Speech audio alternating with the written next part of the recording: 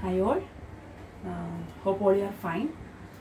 Last videos we have seen the different properties of Laplace transform like integration property, differential derivative property, Laplace transform of integrals, derivatives of a function, shifting properties, etc. Now we can start the Laplace transform of some special functions. So now we can see the question, Laplace transform of square root of t. Okay, how can we find out the Laplace transform of root t? So what is root t? T raised to half. So in order to find the Laplace transform of t raised to n, we know the formula. What is the Laplace transform of t raised to n? N factorial divided by s raised to n plus 1. N factorial divided by s raised to n plus 1. Now, if it is t raised to 3, then 3 factorial divided by s raised to 4. Then what about if n is a half integer? If n is a half integer, in that case, it is difficult to find out the factorial. So, we can introduce the gamma function there. You have studied this gamma function. What is gamma function? Gamma function is defined as gamma n is equal to integral 0 to infinity e raised to minus x raised to n minus 1 dx. Gamma n is defined like this way. So there is a relation between this gamma function and the factorial. What is that? Gamma n is equal to n minus 1 factorial. The gamma function n is equal to n minus 1 factorial. So what will be this n factorial? We can rewrite this formula as Laplace transform of t raised to n is equal to gamma n is n minus 1 factorial. So n factorial will be gamma n plus 1. So this will be gamma n plus 1 divided by s raised to n plus 1.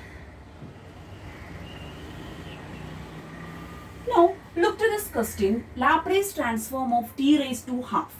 Laplace transform of t raised to half, root t. So, that will be gamma n plus 1. What is the n here? N is equal to half here. So, gamma n plus 1. So, what will be? Half plus 1, that is gamma 3 by 2 divided by s raised to n plus 1. What is s raised to n plus 1? S raised to 1 by 2 plus 1, that is s raised to 3 by 2.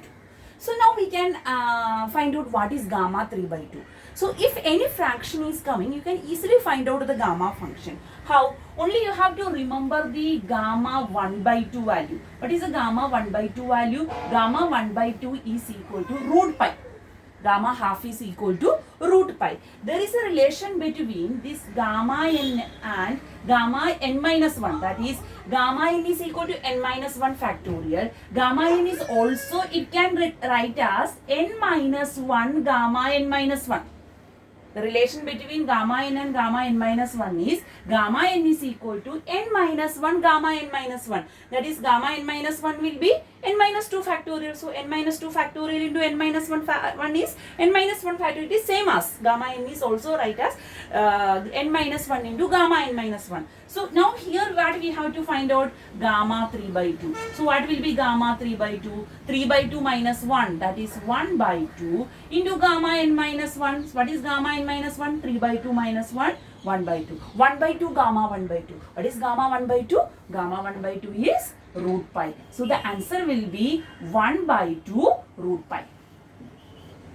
1 by 2 root pi. Instead of this gamma 3 by 2 in the question, if you want to find out the gamma 5 by 2, how can we find out? Gamma 5 by 2 is 5 by 2 minus 1. What is 5 by 2 minus 1? 3 by 2 gamma 5 by 2 minus 1 is 3 by 2. That is 3 by 2. What is gamma 3 by 2? 1 by 2 root pi. Okay, if it is gamma 7 by 2, what will be that? 7 by 2, sorry, 7 by 2 not, n minus 1, that is 7 by 2 minus 1 is 5 by 2 gamma, 7 by 2 minus 1 is 5 by 2, that is 5 by 2 into gamma 5 by 2 is 3 by 2, 1 by 2 root pi. That is, if you know the gamma 1 by 2 value, you can find out the gamma value of any fraction. So now in the question, come to the question, discussed to solve another questions also. Here gamma 3 by 2. Here we want the gamma 3 by 2. What is the gamma 3 by 2 value? Root pi by 2. So we can substitute here, that is 1 by 2 root pi divided by s raised to 3 by 2. Okay, so this is the Laplace transform of t raised to half. Okay, 1 by 2 root pi by s raised to 3 by 2.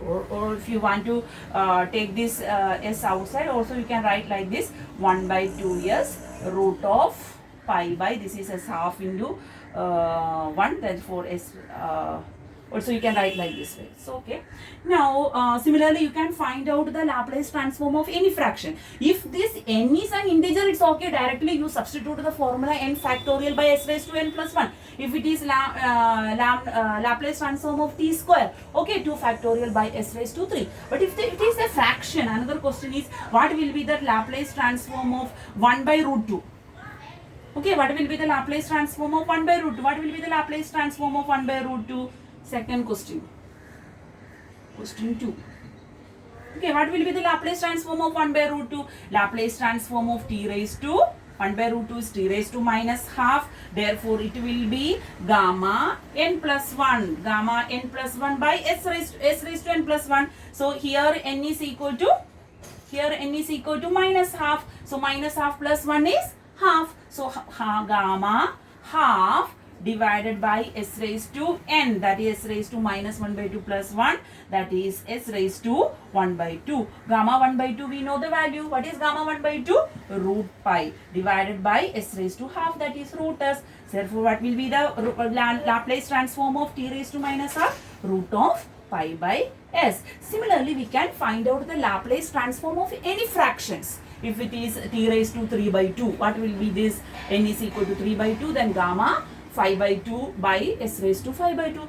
Gamma 5 by 2 we can do like this. Only one thing you have to remember, the gamma value of 1 by 2. What is gamma value of 1 by 2? Root pi. So if a question comes with the t raised to n power, if it is an integer, directly you substitute the formula n factorial by s raised to n plus 1. Otherwise, if it is a fraction, we have to introduce the gamma function. It is very easy. The factorial is related to gamma function. That's why we substitute like this and we will get the answer. Okay, thank you.